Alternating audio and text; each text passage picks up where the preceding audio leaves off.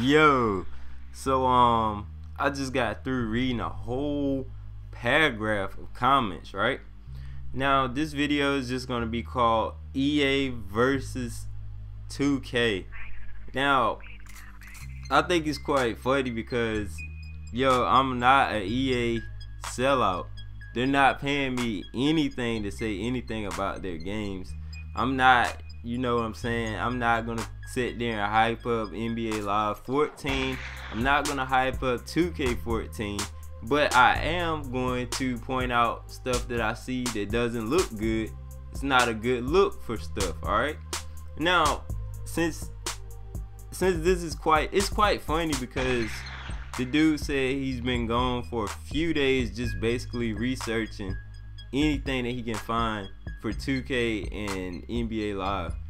Now, I've said this plenty of times before, but 2K fans don't understand this. With them, it's like EA ran 2K out of business. I don't understand where or who you got the info from that 2K made EA scared. Now, I'm not gonna sit here and lie. If you look at NBA Live and you saw how they were putting their games together, it wasn't good. Now, I'm not gonna make up excuses. I'm just gonna hit y'all with actual factuals. Now, the first thing is, as you may know, Elite and Live at some point in their spans, well, I'm gonna call it their game spans, because EA went down for a minute. But anyways, they were being developed by the hockey team that makes EA hockey games. Now, they also known as NHL. They had turned the series over to them. Now, when they turned it over to them, they made the game terrible. And they basically those were the guys that made those players stand up wrong in the first place. Because when you look back at NBA Live 2003, you don't see the slouch like they were slouching on the current ones. Now granted that they made some bad games, 2K had no influence on what EA was fighting against. They were fighting against what EA screwed up on. They put their foot in their mouth when they tried to make a basketball game so realistic that their player models, they couldn't put definition in them that actually made them look right.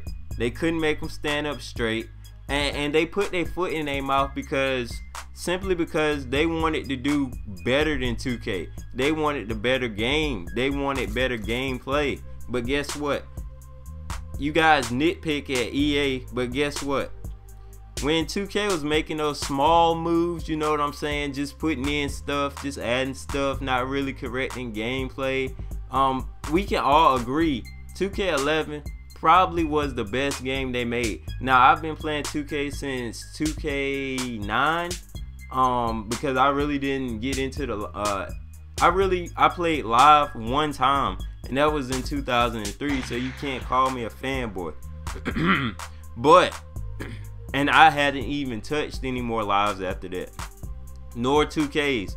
I just went solo from basketball games altogether. Now, when we got to 2K9, I picked 2K9 up and I played it. Awesome game. I liked it a lot, but it had room for improvement. Then they went to 2K10.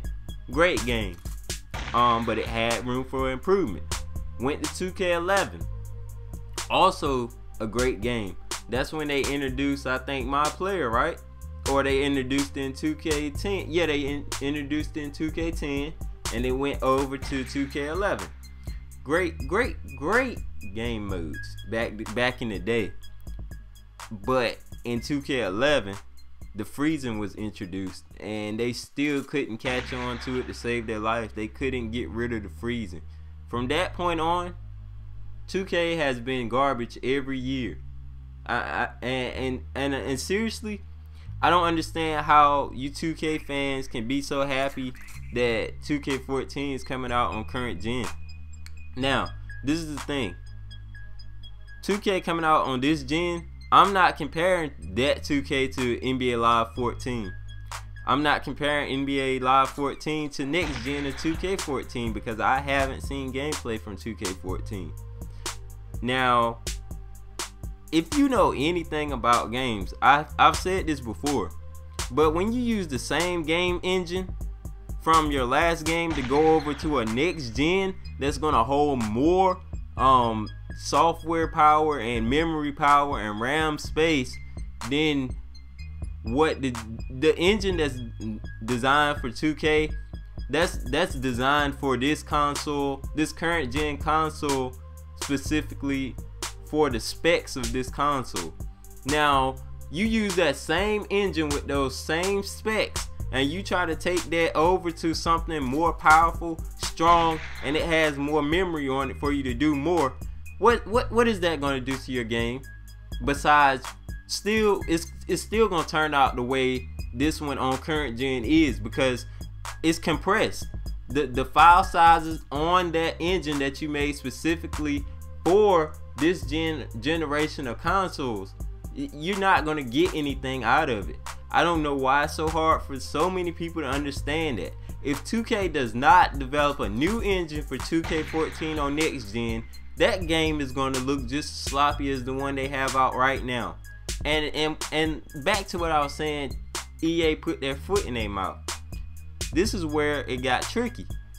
EA developed a game also known as Elite, and it came back to the NBA Live series when they tried to come back with 13. Now, EA sat there and made a game that pretty much had too many specs for this system to handle. It was like, now that they're making Live 14, it was a straight up, just, I don't know what you would call it. It was a failed attempt to put like PlayStation 4 and Xbox One specs onto a disc that's supposed to go into Xbox 360 and PS3. Now, when they did that, it caused the game models and everything else that was supposed to be focused on in that game, it took over probably most of their memory on that disc to even think about trying to squeeze in gameplay, which is why you saw the sliding, you saw sloppiness, you saw glitches, you saw everything that a basketball game shouldn't represent. Now, when you turn it around and you think about it, 2K pretty much, matter of fact, let me just hit you with some more actual factuals, because this video gonna be long, and if you sticking in here to watch this video, I appreciate it very much. But I gotta get this, I gotta set the record straight, because you can do all the research you want, it comes back to gameplay. If you ain't doing nothing with your game modes, your gameplay, and you ain't stopping the online problems with the bugs in between every game mode, such as my career, where you could be in the first quarter, fourth quarter, anything, and you just freeze up. Everything you work hard for, you could have that triple double with 50 points, and you could have anything. You could have been just meeting a milestone to get you into the Hall of Fame, and it freezes up. Then you gotta turn around, play the game over again after you restart the system, and then guess what? You might not even get the same result you got the first time, because the computer doesn't play the same the second time around. So you know what I'm saying? It's stupid stuff like that. But turning back to EA, I'm not a sellout for EA. You know what I'm saying? I'm not a sellout for 2K. I really don't care like what 2K is trying to do. I really don't care what EA is trying to do. You know what I'm saying? I'm trying to see what the gameplay is looking like for 2K, because as of right now, current gen is a disappointment. And you want to know why it's a disappointment? Because let me take this for example. You guys telling me, right, that 2K can't go no higher in graphics. Well, let me ask you this question. We're gonna go off topic and we're gonna go talk about Grand Theft Auto right quick. Alright, now when Grand Theft Auto hit PS3 with Grand Theft Auto 4, how many of you guys thought the graphics couldn't get taken any higher? Just think and look at Grand Theft Auto 4 and look at Grand Theft Auto 5 that comes out in what, 7 days now? Look at that and then tell me did you think they can make a drastic improvement like that? Because people said those graphics are maxed out. We can't do no more with that. Now you telling me they're developing the same specs that requires Xbox and PS3 that have special limits. They're developing on special limits just like 2K now.